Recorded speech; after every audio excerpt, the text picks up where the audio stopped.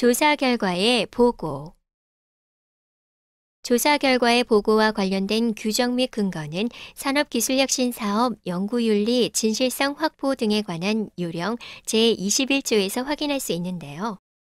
전담기관은 수행기관의 진실성 검증 결과 심사와 연구협약 및 관련 규정에 근거한 후속 조치 등의 권한과 역할을 가지고 있습니다. 즉, 전담기관은 각 수행기관에 위탁한 연구개발 사업 과제가 정직하게 수행되도록 하는 책임을 진다고 할 수 있죠. 따라서 전담기관은 연구기관 자체의 검증 결과 보고를 통해 소관 연구개발 사업 과제에서의 연구 부정 행위 전모를 정확하게 파악하고 적절한 조치를 취해야 하며 유사 사례가 재발하지 않도록 관련 시책을 마련 및 실행해야 합니다. 조사기관의 장은 예비조사 및 본조사를 실시한 경우 조사 종료 후 각각 10일 이내에 전담기관의 장에게 그 결과를 제출해야 합니다. 보고 횟수는 예비조사만을 수행한 경우 1회, 본조사를 수행한 경우 2회 수행됩니다. 그리고 조사 결과를 보고할 때는 다음과 같은 사항들이 반드시 포함되어야 하는데요. 조사 보고서 기재 내용 버튼을 클릭해서 자세한 내용을 확인해 보세요.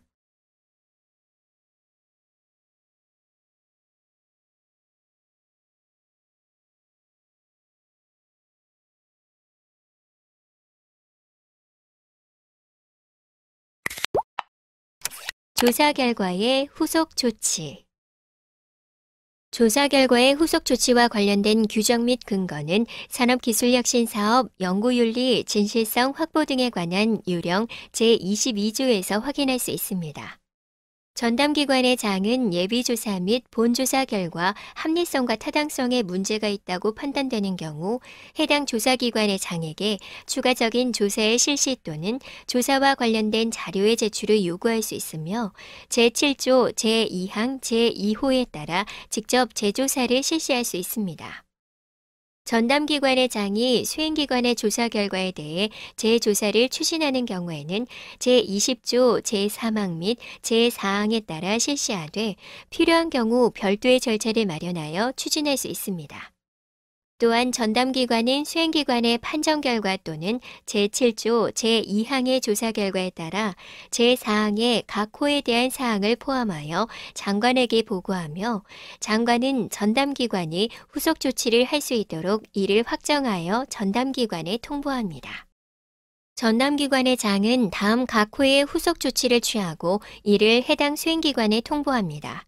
즉, 부정행위 관련자에 대해 징계를 요구하거나 국가연구개발 사업에 참여를 제한할 수 있고, 부정행위와 관련된 연구자 교체 및 연구개발 과제를 중단시킬 수 있습니다. 기지급된 정보 출연금은 일부 또는 전액 회수할 수 있고, 부정행위의 규모, 범위 등을 고려하여 별도의 조치를 취할 수 있습니다.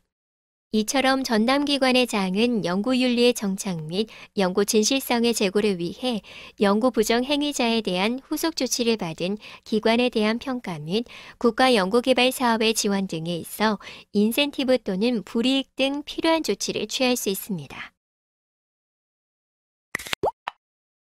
산업기술혁신사업 공통운영 요령 제44조에 의거하여 연구부정 행위를 행한 경우 사업에 참여하는 기관, 단체, 기업 또는 소속 임직원 등에 대하여 5년 이내의 범위에서 국가연구개발사업 또는 해당 산업기술혁신사업의 신규 참여를 제한할 수 있습니다.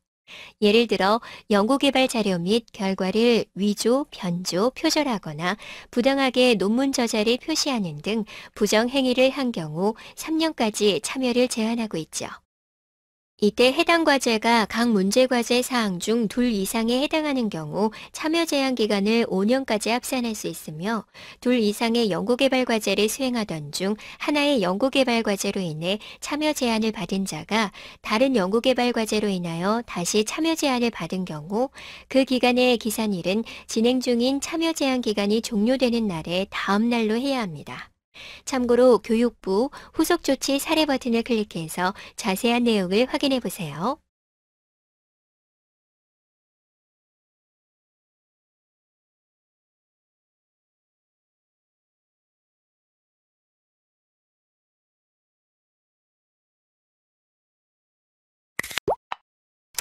조사의 기록과 정보 공개. 조사의 기록과 정보 공개에 대한 규정은 산업기술혁신사업 연구윤리, 진실성 확보 등에 관한 요령 제23조에서 확인할 수 있습니다. 조사기관은 조사 과정의 모든 기록을 음성, 영상 또는 문서의 형태로 반드시 5년 이상 보관하여야 하며 전담기관장은 조사 결과 보고서를 10년 이상 보관해야 합니다.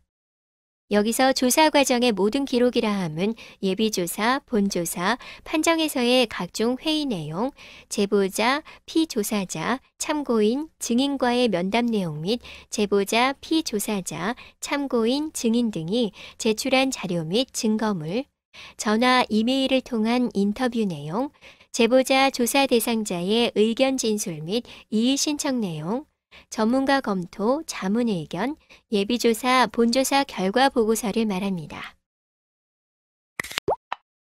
조사 결과 보고서 및 조사위원 명단은 판정이 끝난 이후에 공개할 수 있습니다. 판정 전 외부에 공개될 경우 조사의 독립성과 자율성에 영향을 받을 수 있기 때문입니다. 그리고 조사 결과 보고서를 공개할 때는 신원 정보에 관한 사항이 구체적이고 명확하게 드러나지 않도록 유의해야 합니다.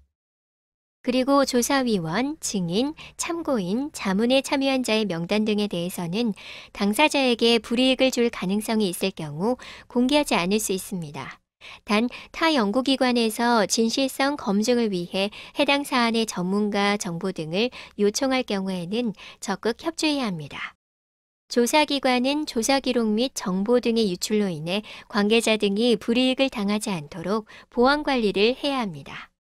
연구 부정 행위 검증 절차와 조사 과정에 대한 학술 연구 목적으로 정보 공개를 요구하는 경우 해당 정보의 비공개가 연구에 어느 정도 지장을 주는가를 판단하여 결정합니다. 예를 들어 연구 부정 행위 조사위원회 구성의 특징에 관해 조사를 하는 경우 조사위원의 실명은 연구에 필요한 요소가 아니므로 성별, 나이, 직위 정도만 공개합니다.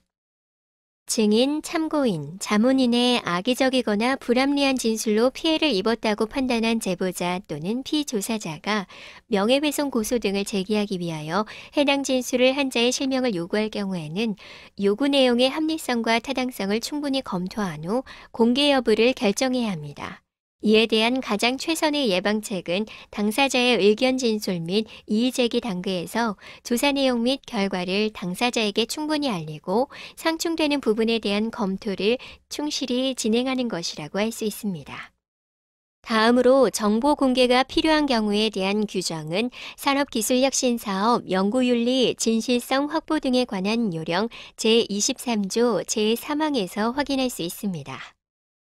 조사기관의 장은 조사 과정에서 위와 같은 사항을 발견한 경우 즉시 전담기관의 장에게 보고해야 하며 전담기관의 장과 조사기관의 장은 수사기관의 수사 의뢰 또는 고발 등의 조치를 취할 수 있습니다.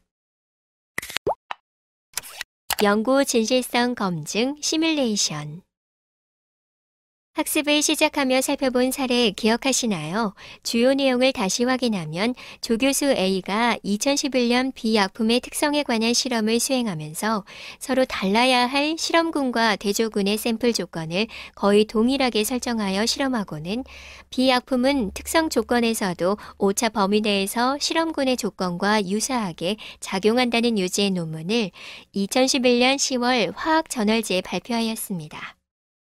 연구관리과 담당 직원은 연구기관 자체 검증의 원칙에 따라 사건 접수 4일 후 예비조사에 착수했으며 조교수의 행위는 한국대학의 연구윤리 진실성위원회 설치 운영에 관한 규정 제4조 1항 2호의 변조에 해당하고 시효 기산일인 논문 게재일로부터 제보일까지 5년을 경과하지 않았기 때문에 본 조사에 착수하기로 했습니다. 이러한 내용을 자체 규정 제11조 1항에 따라 9월 22일 연구진실성위원회에 보고하여 승인을 받았으며 자체 규정 제12조에 따라 제보자와 당시 해당 과제의 지원기관에 9월 24일 문서로서 통보하였습니다. 본 조사가 착수되면 조사위원회 구성, 조사 개시, 이의제기 및 변론, 판정, 후속 조치의 순서로 진행됩니다. 각 탭을 클릭해서 단계별 주요 내용을 확인해 보세요.